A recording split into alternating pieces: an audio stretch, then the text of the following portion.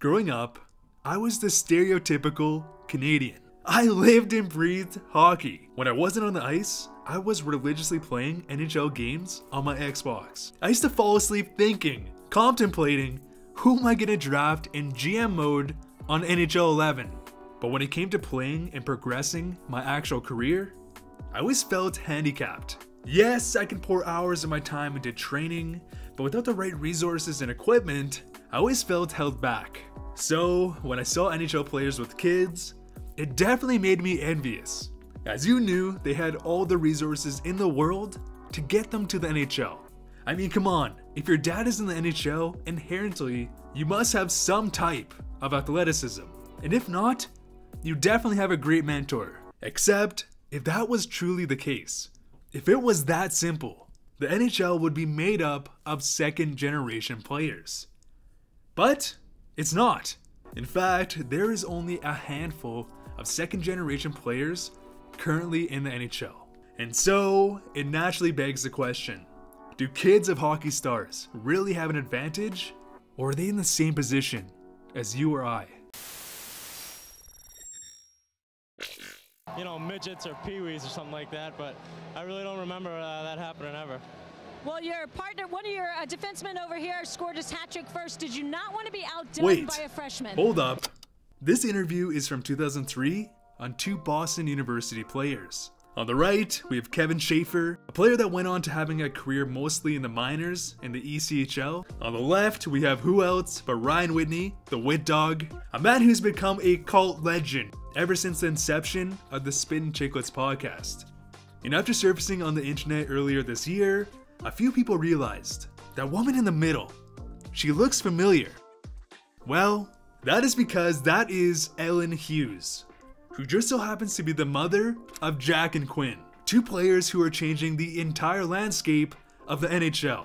But she isn't just a hockey mom, she was a college star, and even took home a silver medal for Team USA in the World Championships.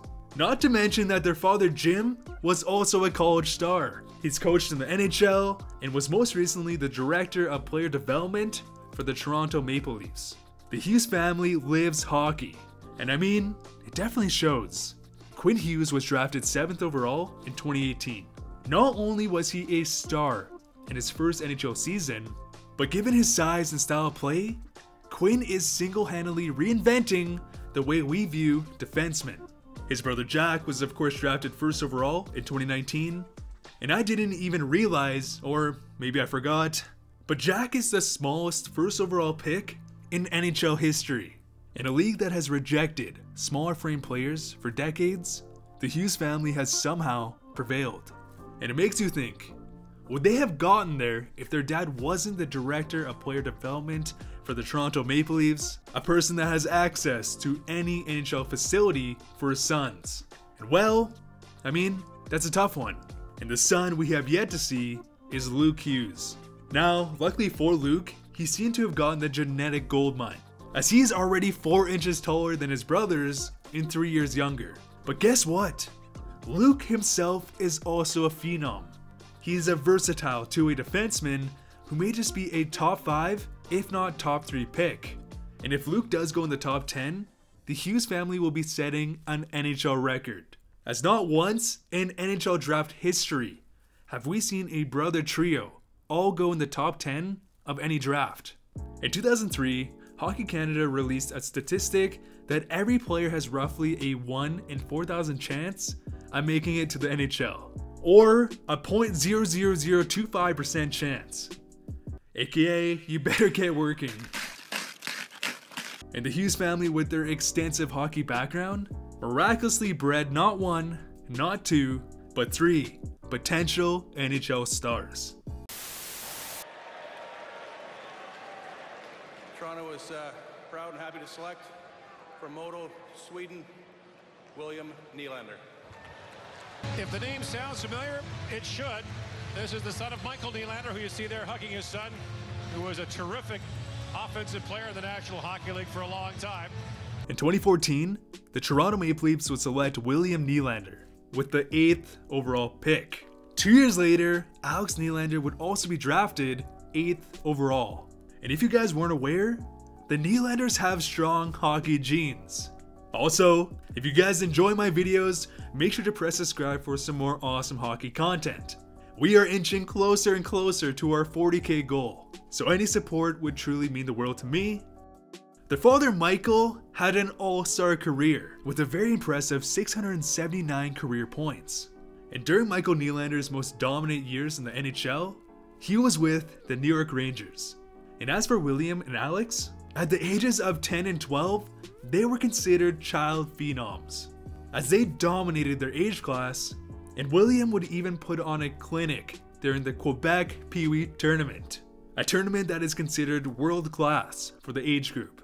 And of course, the same tournament that Ryan Whitney, the Wit Dog, would win in 1997. And as their careers developed, they would actually both go back to Sweden, where both Alex and William would continue to dominate. In fact, at one point, William Nylander was considered the best player from the 2014 class, as he had serious potential to go #1. Now of course he didn't, but I think the point is clear. With an NHL dad, the Nylanders would strive to follow his path. And today, William is widely known for his contract holdout, and many people actually disregard him because of it.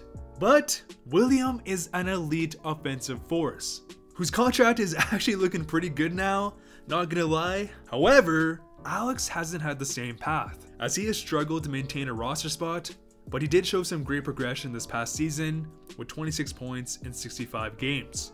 But what is interesting is the fact that William today is clearly the better player, even though Alex had just as much training, resources, and success.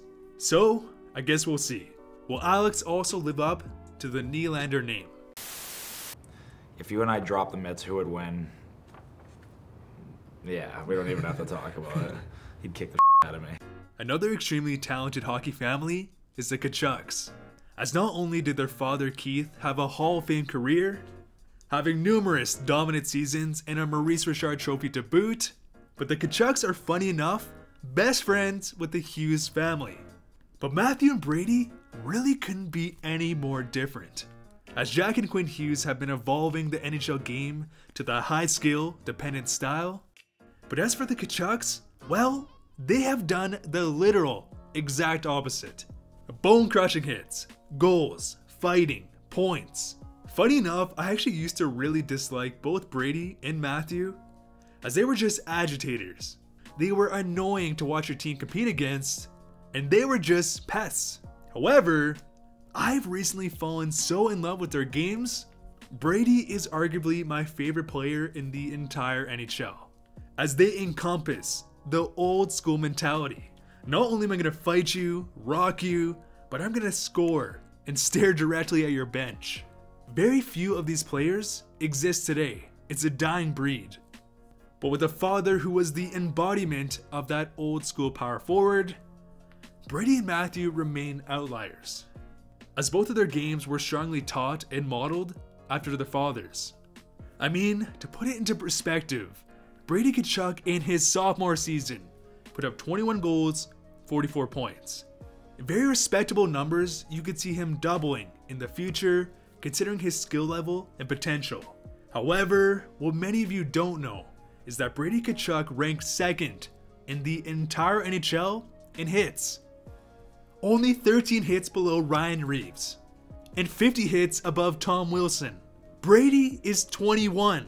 And if anything, the Tkachuk family is a great example on how NHL players can pass their very valuable and unique traits to the next generation. But anyways guys, can you name a second generation player in the NHL? Maybe one who failed, or perhaps one who is draft eligible for the upcoming years? Comment down below, I would love to know. And make sure to press subscribe for some more awesome hockey content. We are now less than 2,000 away from our goal of 40,000 subscribers. Absolutely insane. But anyways, I truly appreciate the support, your comments, your feedback. It really makes my day. I hope all you guys are doing well. I know you're probably wrapping up school here, university, or maybe you're just looking forward to having a good holidays with your family. But anyways guys, I appreciate everything. See you guys later.